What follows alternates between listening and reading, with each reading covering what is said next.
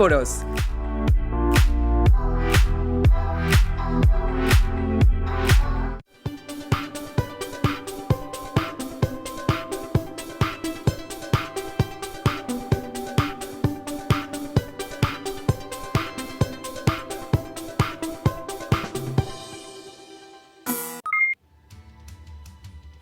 ¡Qué hambre tengo! ¿Cómo me gustaría ser como esa planta, que para nutrirse solamente necesita un poco de agua, luz, nutrientes en el suelo y listo? Bueno, maestro, cada ser vivo tiene sus propias características de adaptación para nutrirse. Esa planta no podrá disfrutar unos deliciosos tacos que le voy a invitar terminando esta sesión. Maravilloso, acepto, profesor. Bienvenidas y bienvenidos a su sesión de Ciencias Biología. Soy el profesor Juan Carlos Alfonso Vences y me da mucho gusto volver a trabajar con ustedes. Y su servidor, profesor Ulises Rodríguez Gómez.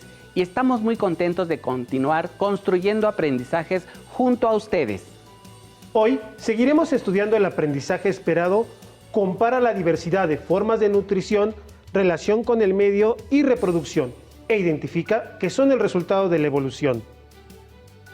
En esta sesión tendremos como propósito comparar adaptaciones asociadas a la nutrición y lo haremos a través del tema entre carnívoras y frugívoros. Ahora bien, anteriormente distinguieron la clasificación de la nutrición autótrofa y heterótrofa. Recuerden que la alimentación es un término que se utiliza para definir el acto de incorporar los nutrientes que los organismos necesitan para cumplir con sus funciones vitales. ¿Listos con sus materiales? Asimismo, si es posible, mantengan un espacio de trabajo libre de distracciones. Les sugiero mantener en orden sus apuntes, comenzando con la fecha. Esto les permitirá organizar mejor sus ideas y trabajos escolares. Pueden consultar la página Aprende en Casa 2 de la Secretaría de Educación Pública para que enriquezcan sus anotaciones. Recuerden que están construyendo un abecedario biológico. Estén atentos para identificar las palabras desconocidas y así enriquecer su vocabulario científico, importante en su formación científica básica. ¡Comencemos! Anoten, reflexionen y den una respuesta corta a las siguientes preguntas. ¿Qué come una planta carnívora? ¿Existirán vampiros vegetarianos? Hoy hablaremos de cómo se nutren los organismos. Sin embargo, conviene que veamos la diferencia que existe entre alimentación y nutrición. Por favor, profesor Ulises, ¿podría explicarnos si los seres humanos nos alimentamos o nos nutrimos? Con gusto, profesor Juan.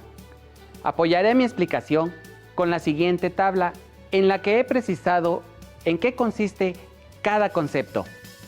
¿Me ayudas a explicar la tabla? Tú explicas el proceso de alimentación y yo la nutrición. Claro, profesor. En la alimentación tenemos que es un proceso por el cual las especies se procuran los alimentos necesarios para mantener la vida. Aquí las especies los consumen según su adaptación y disponibilidad. El humano los prepara según los usos y costumbres. Y finalmente es un proceso voluntario, educable y muy influenciable por factores sociales, económicos y culturales.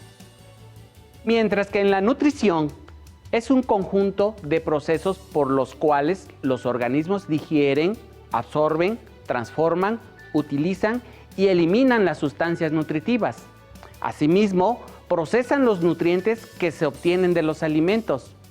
Permite además obtener energía, construir y reparar las estructuras corporales y regular el metabolismo. Y finalmente, la nutrición es un proceso involuntario. Excelente, maestro.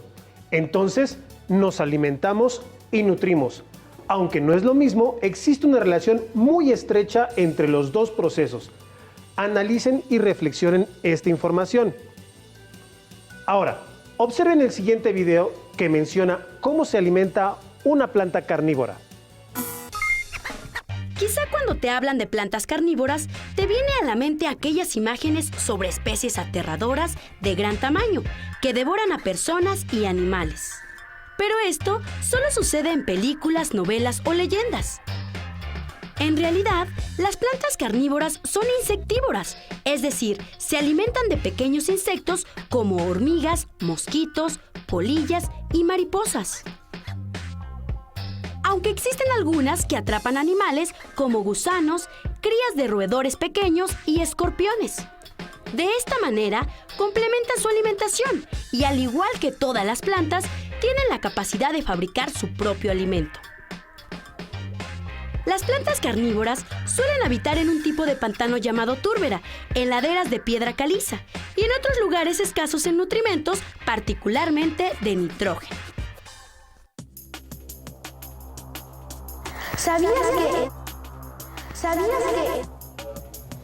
¿Sabías que las plantas carnívoras más grandes del género Nepenthes son del tipo enredadera? Pueden crecer hasta 10 metros de largo y atrapar presas un poco más grandes, como ranas. También existen especies de plantas más pequeñas que miden solo 1 centímetro de longitud. Para distinguir a las plantas carnívoras, tenemos que considerar 3 características fundamentales. Atraen a la presa mediante su olor, color o néctar. Tienen estructuras específicas para atraparlas. Y cuentan con sustancias que sirven para digerirlas. Además, tienen las adaptaciones que le permiten utilizar las enzimas digestivas de algunos hongos que viven sobre ellas. Las plantas carnívoras atrapan a sus presas con sus hojas, las cuales pueden ser de 3 tipos. Las de bisagra, que funcionan como si fuera una pequeña caja, cubriendo a la presa e impidiendo que escape con las espinas de los bordes. Las de hojas, que tienen sustancias pegajosas o pelos especiales en los que las presas quedan atrapadas. Y las hojas en forma de fosa o jarro, de superficie resbaladiza, que no dejan escapar a los insectos, los cuales mueren a causa de los fluidos digestivos que produce la planta. Las plantas carnívoras representan así un ejemplo de adaptación. Sus hojas se han modificado y adquirido nuevas funciones que les permiten sobrevivir en ambientes con condiciones poco favorables. Con la información del video, podemos darnos cuenta que, así como las plantas carnívoras poseen ciertas estructuras para nutrirse, cada ser vivo presenta adaptaciones que le permiten obtener los nutrientes de sus alimentos y poder realizar todas sus funciones. Ya analizamos un ejemplo de cómo las plantas carnívoras tienen adaptaciones asociadas a su nutrición. Ahora analicemos otros ejemplos.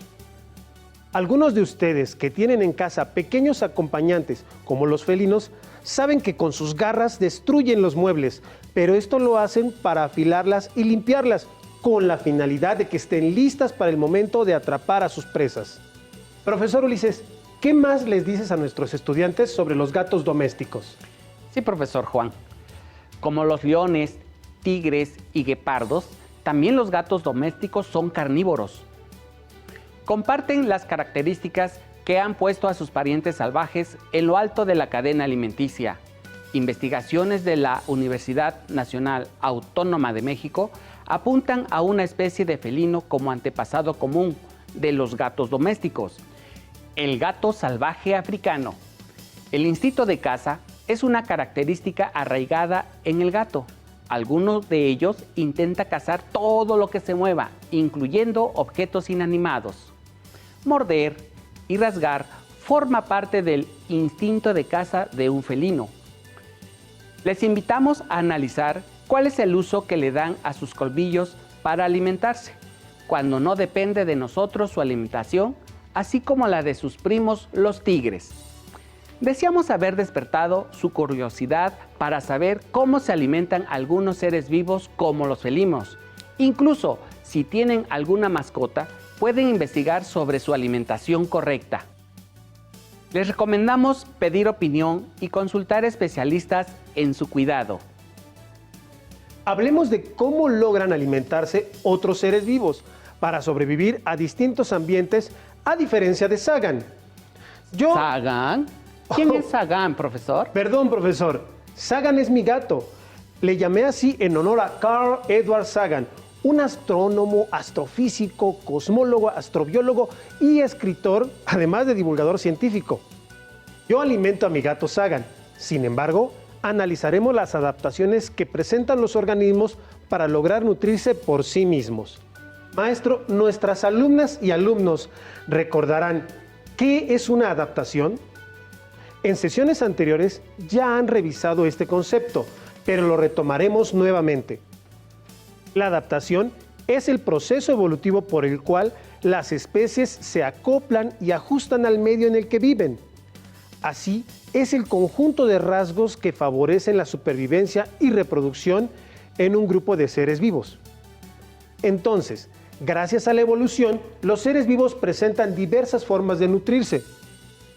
Procesos como la alimentación, la respiración son fundamentales.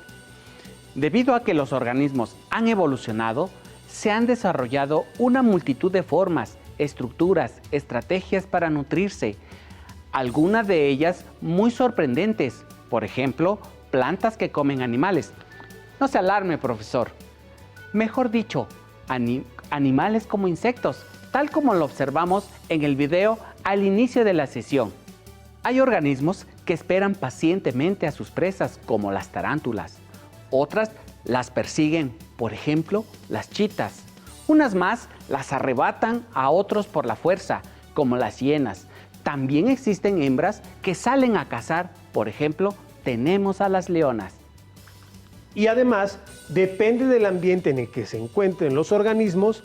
No es lo mismo alimentarse y nutrirse en una selva húmeda que en el desierto, así como no es lo mismo obtener alimento en un arrecife de coral que en la zona más profunda del mar.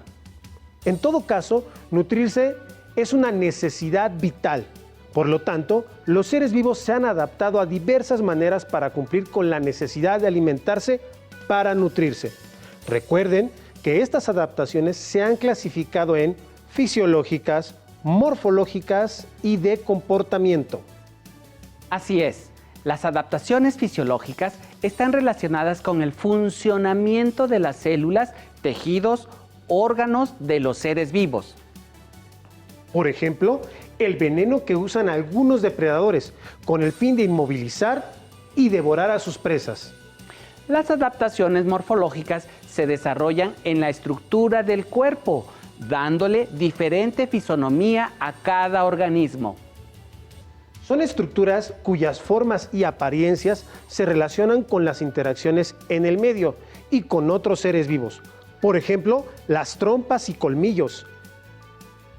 Y las adaptaciones de comportamiento están ligadas a la conducta de los animales en la búsqueda de sus alimentos.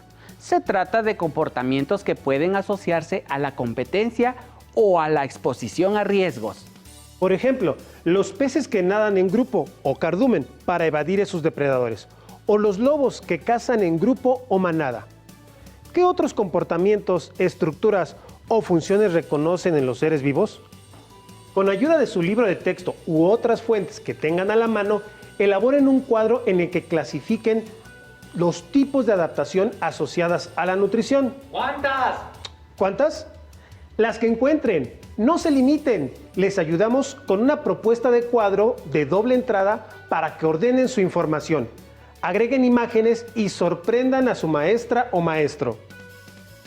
Como muestra de las adaptaciones morfológicas para la nutrición, hablaremos de un ejemplo que no solamente ha sido de gran inspiración para el desarrollo de varios avances tecnológicos, sino que también juega un papel fundamental en los ecosistemas.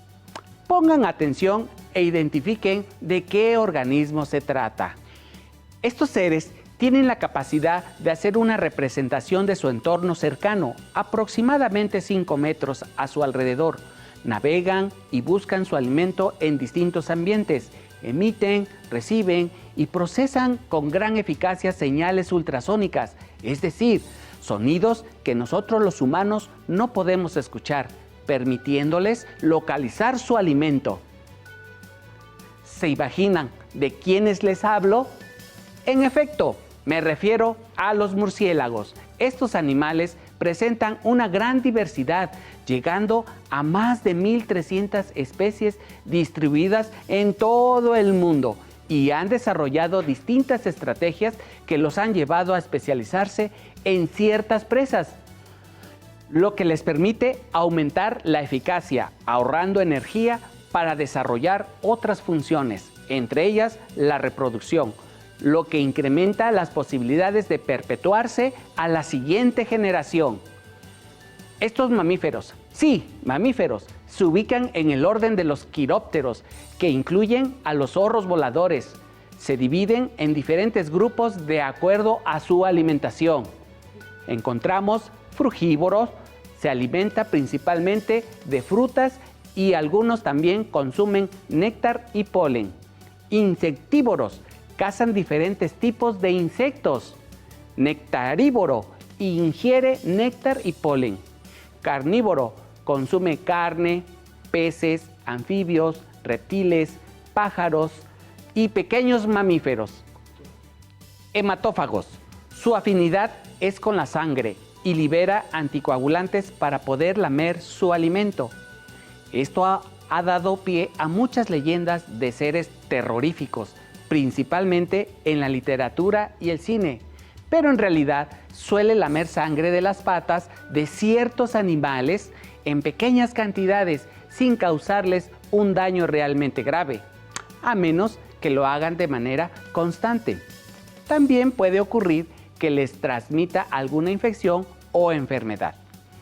Cabe mencionar que así como las abejas y otros insectos, los murciélagos al alimentarse juegan un papel fundamental en la reproducción de las plantas.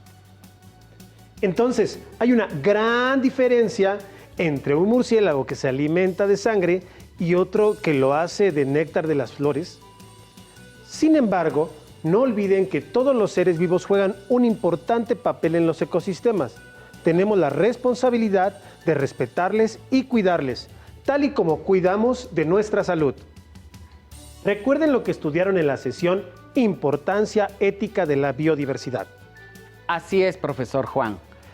Podemos reconocer que las diferentes dietas de los murciélagos determinan las variantes morfológicas de sus hocicos y lengua. Para que observen la importancia del papel de los murciélagos en los ecosistemas, les recomendamos ver el documental Murciélagos aliados del cielo nocturno. Si es posible, pueden buscarlo en internet. Tal vez se interesen por saber más sobre la vida silvestre y por promover el cuidado de algunas especies que están en peligro de extinción. Por tanto, les invitamos a indagar y conocer más acerca de los cuidados y evolución alimenticia que requieren los seres vivos. Ahora revisaremos algunas adaptaciones fisiológicas. Recordemos que estas adaptaciones están directamente relacionadas con el funcionamiento de cada ser vivo. Por ejemplo, la sanguijuela Hirudinea es un hematófago porque se alimenta de sangre. En su saliva tiene un alto contenido de anticoagulante para evitar que la herida que provoca pueda cerrarse mientras come.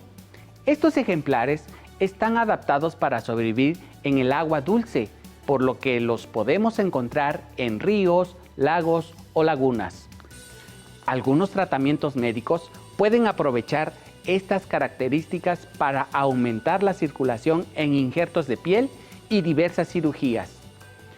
Otra adaptación fisiológica es el desarrollo de venenos en algunas especies, como las serpientes.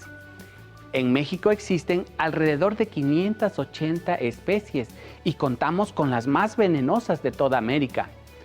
El veneno varía en cada especie. Pueden tener toxinas cardíacas o neurológicas, por lo que pueden afectar el sistema cardiovascular de sus presas o provocar parálisis para finalmente disponer de ellas, es decir, comérselas. Ahora, les comento sobre adaptaciones de algunos animales asociadas al comportamiento con la finalidad de conseguir alimento. Caza en grupo. Se organizan en manadas. La mayoría de los cánidos cazan en grupo. Caza al acecho. Por lo regular, los félidos acechan y además se camuflan para sorprender. Búsqueda activa. se dan a la tarea de buscar alimento.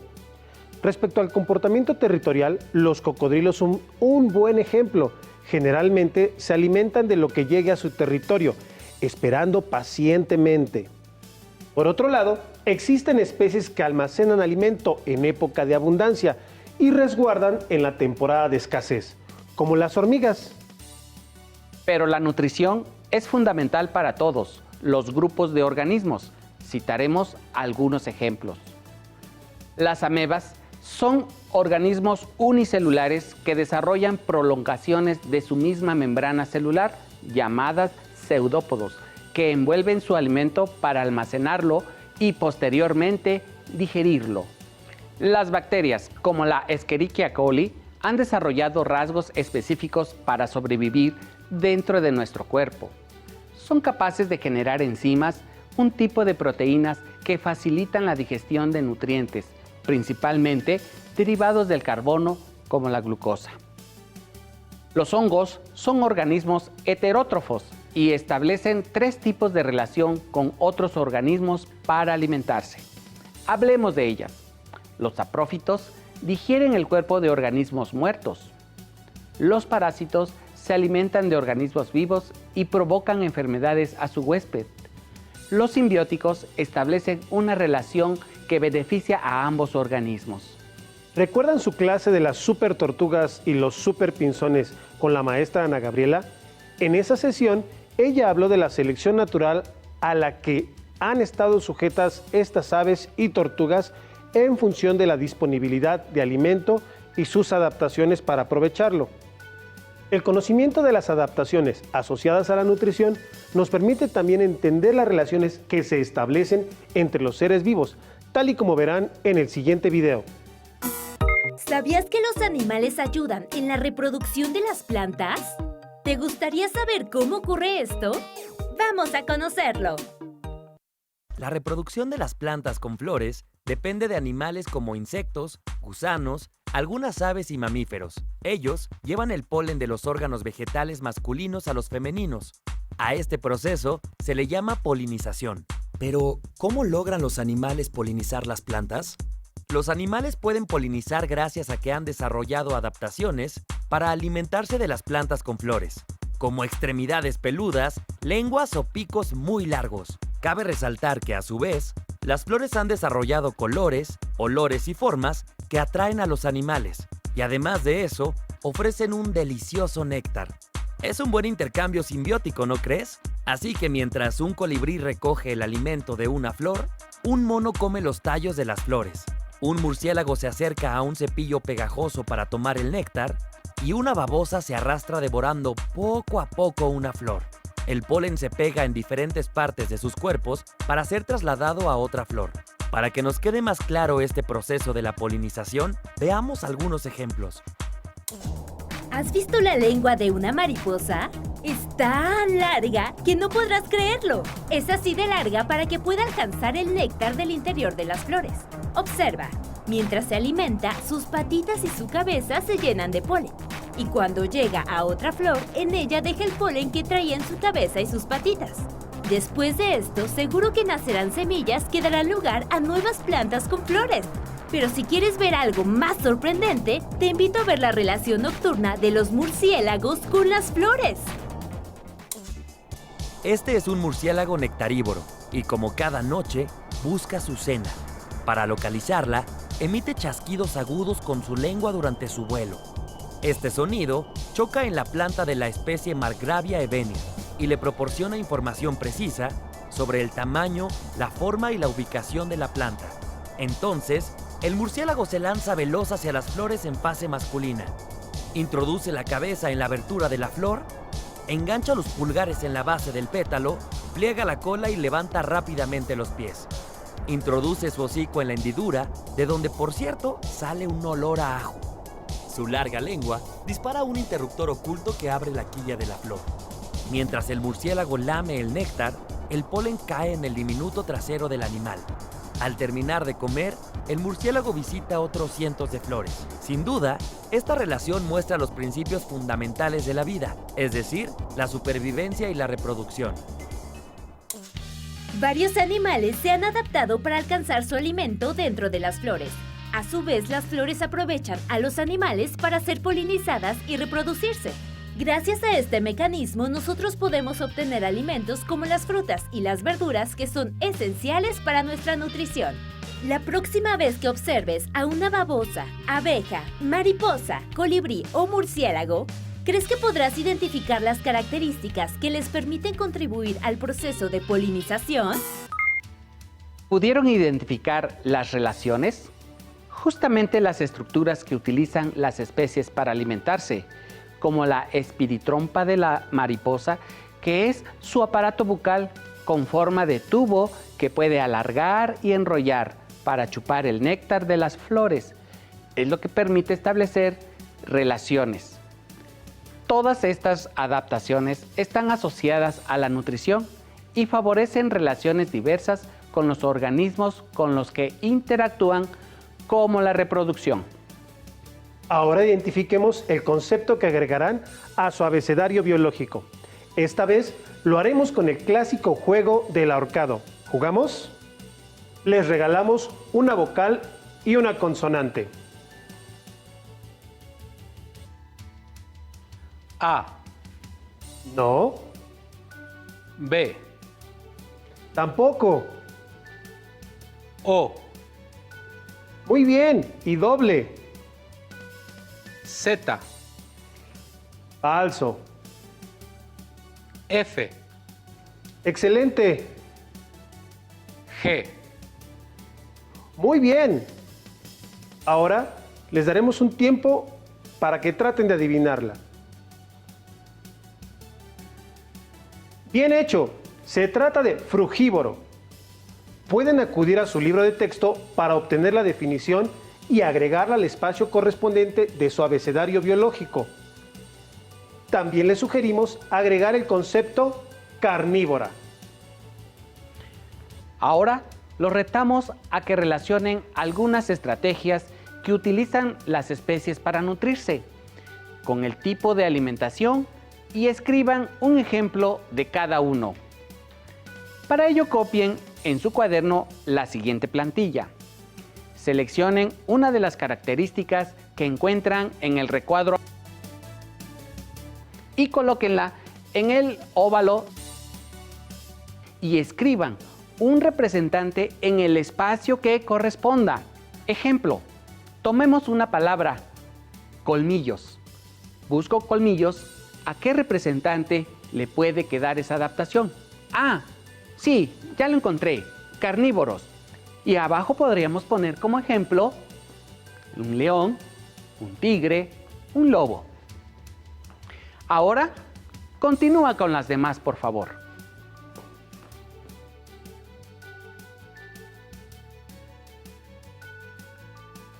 Recuerden que aún nos queda mucho por explorar y descubrir, así que nos veremos pronto aquí en Aprende en Casa 2.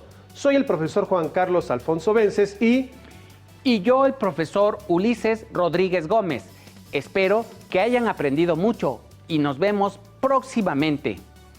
Nos despedimos, no sin antes recomendarles a todos que guarden su sana distancia y usen cubrebocas y gel antibacterial. hasta la próxima. Si tienes dudas o necesitas ayuda, llama al centro de